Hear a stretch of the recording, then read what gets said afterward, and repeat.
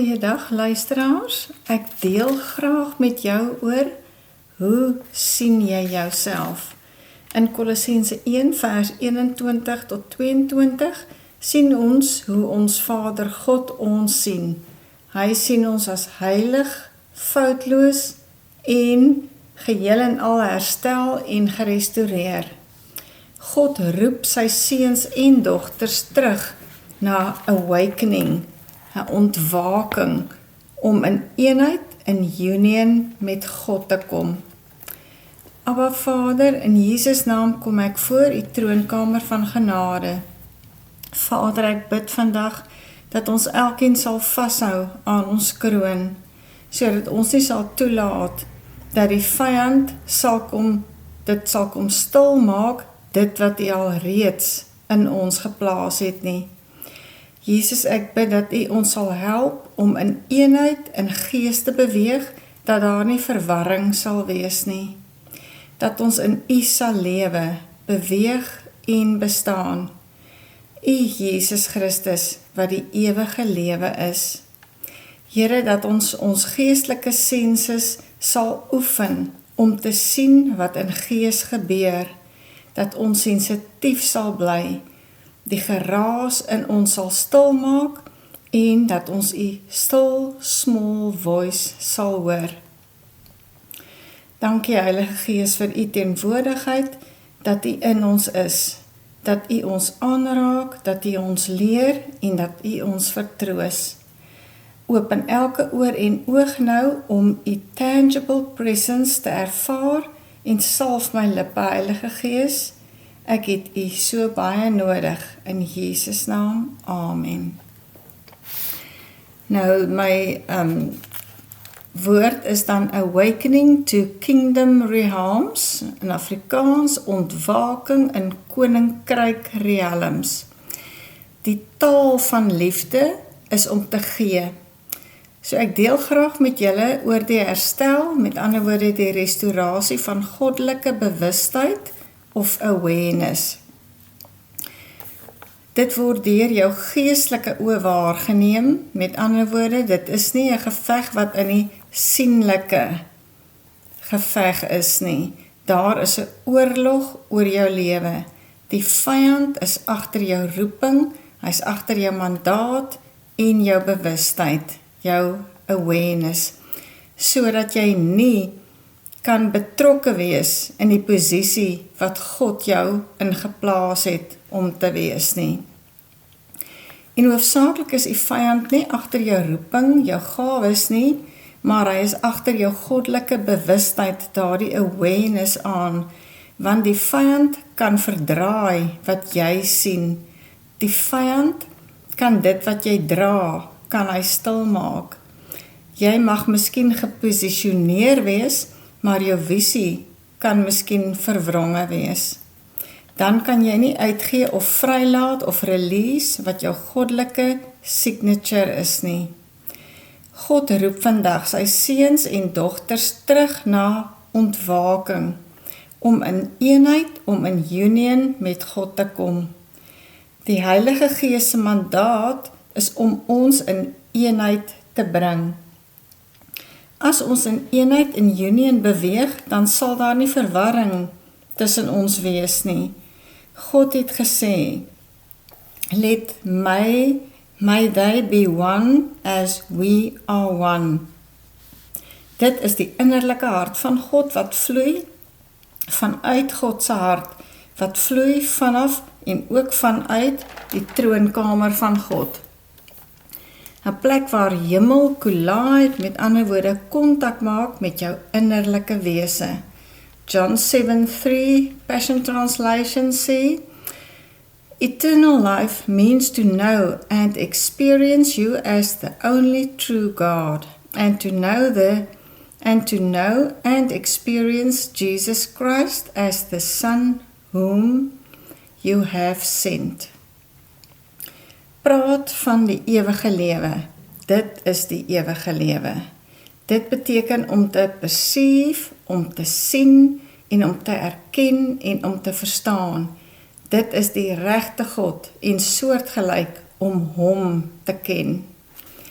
Jesus as die Christus, as die gesalfde, die Messias wat gestuur is. Dit is die ewige lewe.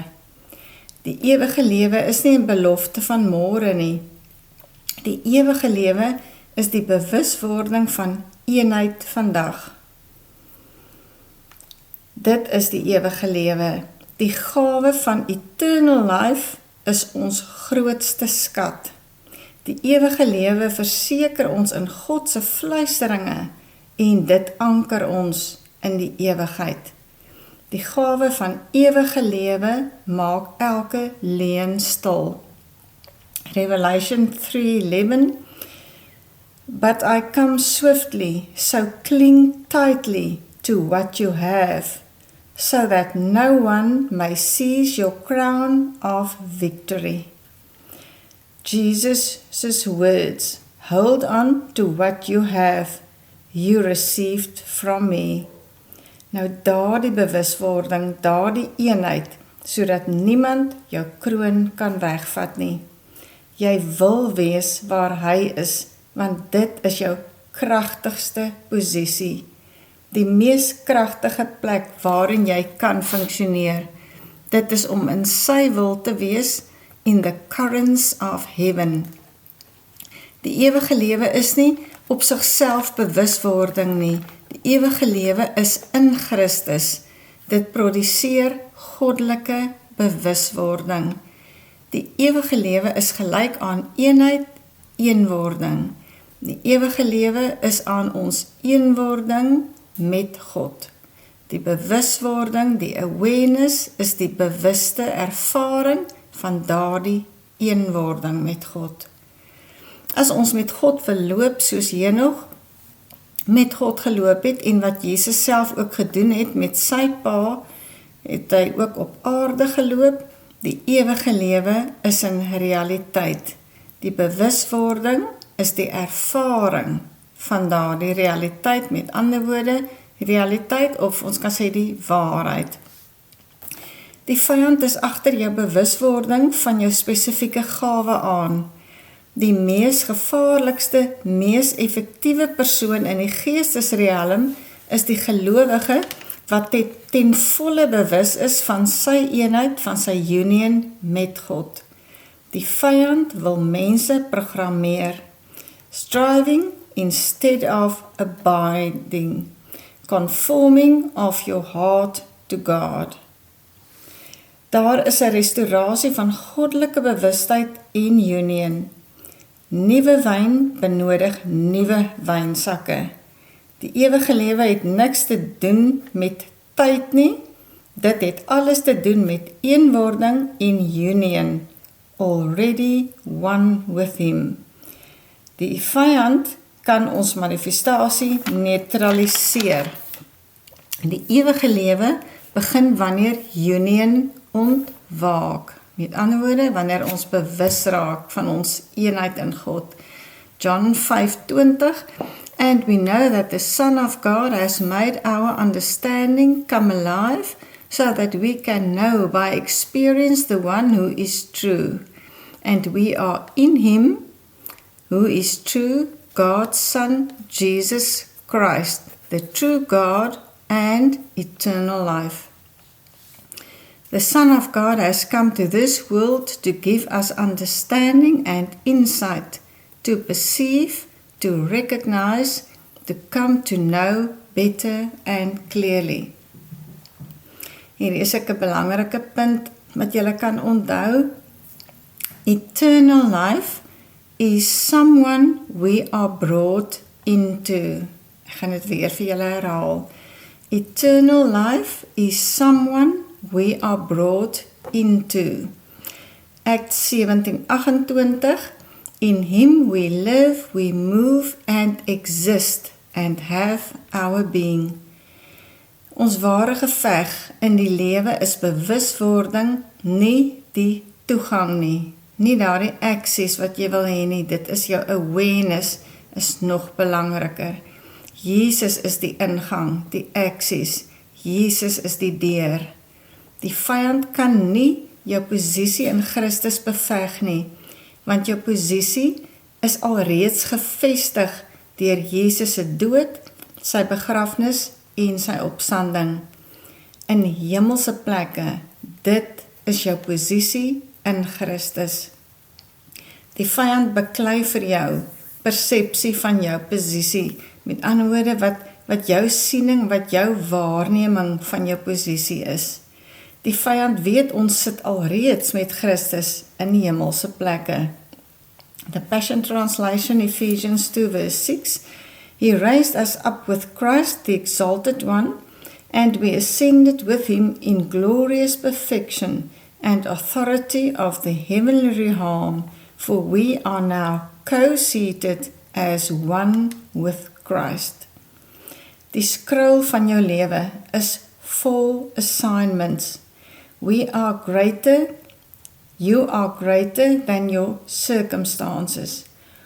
Want groter is hy wat in jou is, as hy wat in die wêreld is. Die vyand kan nie aan jou posisie in Christus raak nie, maar hy kan jou verblind vir wat God se intensies, wat God se bedoelings vir jou is. Hy kan niks doen oor jou posisie nie, maar alles oor jou siening. Kolossense 1 vers 21 tot 22, die Passion Translation is even though you were once distant from him, living in he reconnected you back to himself. Ek gaan hierdie weer vir julle net lees. Even though you were once distant from him, living in his presence, the shadows of your evil thoughts and actions, he reconnected you back to himself. He released his supernatural peace to you through the sacrifice of his own body as the sin payment on your behalf, that you would dwell in his presence.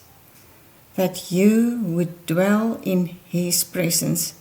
Jesus het dit vir ons gedoen, dat ons kan dwel, lewe en beweeg en bestaan in hom. Niks is tussen jou en Vader God nie. Hy sien jou as heilig, hy sien jou as vlekkeloos, hy sien jou heeltemal restored, hy sien jou heel. Nou kom die vraag, hoe sien jy jouself? Dit is wat die vyand aanval. Hy kan nie jou posisie aanval nie. Daarom wil hy jou, wat jy oor jouself sien, dit wil hy kom verwronge maak. Hy val jou bewuste aan hoe jy jouself sien. Die vyand laat jou fokus op leuns. Skeiding, separation, is nie 'n geestelike realiteit van 'n gelowige nie, want jy word nie van God geskei nie. Skeiding is 'n leuen van verwronge bewustheid. Bewustheid of awareness is die bewuste alignment van jou innerlike wese met die realiteit, met ander woorde, die waarheid van God. Waar ons ontvang, waar ons deelneem, waarin ons funksioneer, is alreeds waarheid, is in hom. Dit is goddelike bewustheid of awareness. Bewustheid is nie informasie nie, dit is nie intelligensie nie, dit is nie eers mental understanding nie. Awareness is geestelik, om die waarheid of om die realiteit van God te sien. Awareness is 'n bewuste ontwaking wat ons die vermoë gee om te beweeg, te lewe en om te manifesteer van jou posisie in Christus. To manifest the position God has put you in. Awareness is living consciousness of what heaven has already made true. Awareness is the gateway through which we access and function from kingdom realm. We are ancient spiritual beings. God herinner jou wie jy is.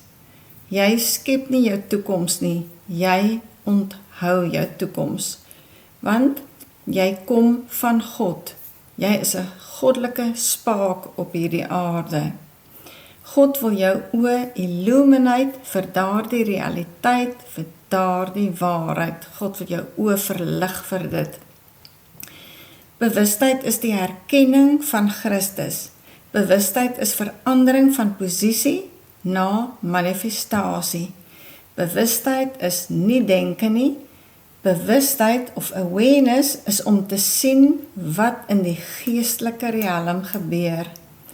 Bewuswording het nie te doen met effort wat jy moet insit of te strive nie, maar dit het alles te doen met alignment, met ander woorde om in lyn te kom met God se wil en God se waarheid, God se realiteit. Bewustheid is die verskil tussen om God se waarheid te weet en die waarheid te leef. Sonder bewustheid sal waarheid onaktief bly, want Satan wil hê dat ons besig moet hou met leuns, met die koninkryk van duisternis, alles net leuns, om 'n lewe te leef met die current van die hemel in die koninkryk realms, is om jou awareness te versterk en op te lig. Ek vir 'n paar punte noem ook hoe ons awareness kan versterk, hoe dit kan increase. Jy hoef nie byvoorbeeld vir 5 uur op 'n Saterdag bid om ingebid te wees vir 'n Sondag nie, maar bid aanhoudend, loop God, eet met die Here, doen alles saam met die Here, aanhoudend. Dit is 'n natuurlike leefstyl. Ontwaking van jou bewuste van eenheid met God. Awaken consciousness of union met God. To perceive His reality en funksioneer van daardie realiteit in jou eie realiteit. Bewustheid is ook nie iets wat gemanufacture moet word in jou lewe nie. Dit is iets waarin jy sensitief moet word en in lyn bly met God se wil. So bly in lyn met God se waarheid. Ek word meer bewus. Hoe word jy meer bewus van die waarheid van God se realiteit?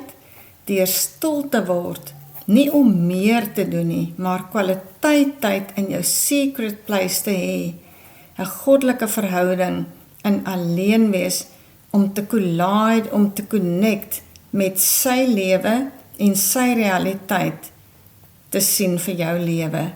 Jy begin realiteite te erken en wanneer jy konstant dit begin erken, dan word dit vir jou 'n realiteit. So begin leef in daardie realiteit, jou mandaat, jou posisie, dan begin die vyand verloor. Handelinge 17:28, in hom leef jy, beweeg jy en bestaan jy. In Hebreë 5 verse 14, the Passion Translation, solid food is for the mature. Bewuswording groei deur gebruik, met ander woorde, oefen daagliks. Herken hom in al jou aktiwiteite deur die dag, deur te sê, U is hier, U is in my, U is met my. Erken sy presence. Wat ons konstant bewus van word, dit word ons realiteit. Bring jou gedagtes in lyn met sy woord, met God se wil, en bewaak jou innerlike mens. Wat sê die woord ook vir jou? Bewaak jou hart meer as enigiets anders, want daarin is die oorspronge van die lewe. Nou weer the Passion Translation, Colossians 3 verse 2, feast on all the treasures of the heavenly realm, not with distractions. Die vyand wil nie hê, jy moet 'n sensitiewe hart hê nie, dan verloor hy en is hy nie in beheer nie. Gedagtes sal jou bewuswording of verbeter, of dit sal vir jou ontwrig. So vervang jou gedagtes wat nie in lyn is met God se waarheid nie, vervang dit met die waarheid van God. Moenie toelaat nie, ook van al pastore, dat jou gedagtes verward is deur die vyand voordat jy begin preek nie, want die vyand is agter jou, sê versekerheid, hy's agter jou confidence aan. As hy jou boldness het, dan kan jy nie autoriteit in die geestesrealm hê nie. Dan nog 'n punt is, verwyder die geraas van jou lewe.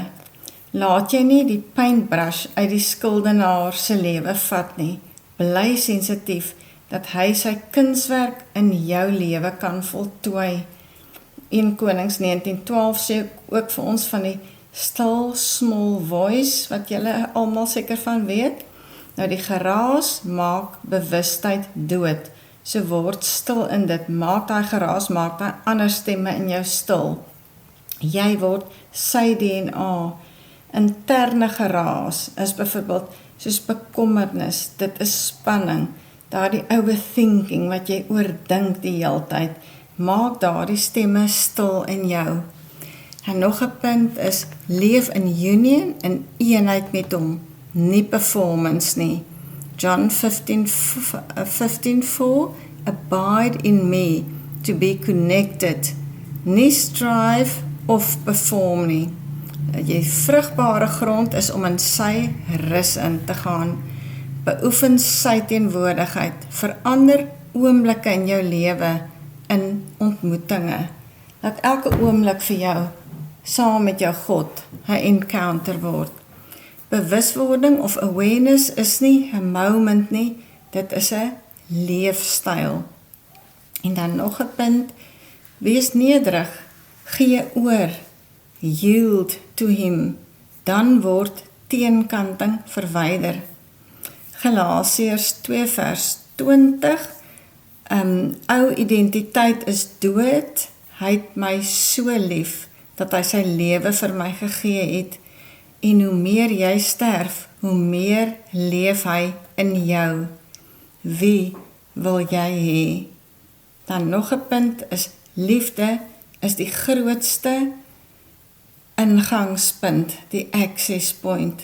Liefde beheer nie opoffering nie. Nie jou liefde vir God verloor nie. Hou aan om God lief te hê. 1 Johannes 4:16 praat van intimate experience. Liefde hou bewuswording lewendig. Oefen om in verbinding te bly. Wees consistent, hou aan. Psalm 27:8 praat weer van Dawid. Luister en bly engaged in the currency of heaven. Ek gaan hom vir julle lees. I heard your voice in my heart say, come, seek my face. My inner being responded, Yahweh, I'm seeking your face with all my heart. Soos ons nou communion gaan gebruik, die broodjie en die sap, sy liggaam en sy bloed, wil ek nou hê jy moet daaraan dink wat Jesus vir jou volbring het aan die kruis, sodat dit vir jou 'n waarheid en 'n realiteit sal raak. En terwyl jy dit gebruik, sit jou hand op jou hart en dan bid jy, die Here is in my, die Here is by my, en in hom leef ek, beweeg ek en bestaan ek. Dit is die ewige lewe. Dankie Here, dat U dit vir ons elkeen gedoen het, sodat ons een kan word met U, dat ons kan oorkom in U DNA. Ek eer U daarvoor in Jesus naam. Amen.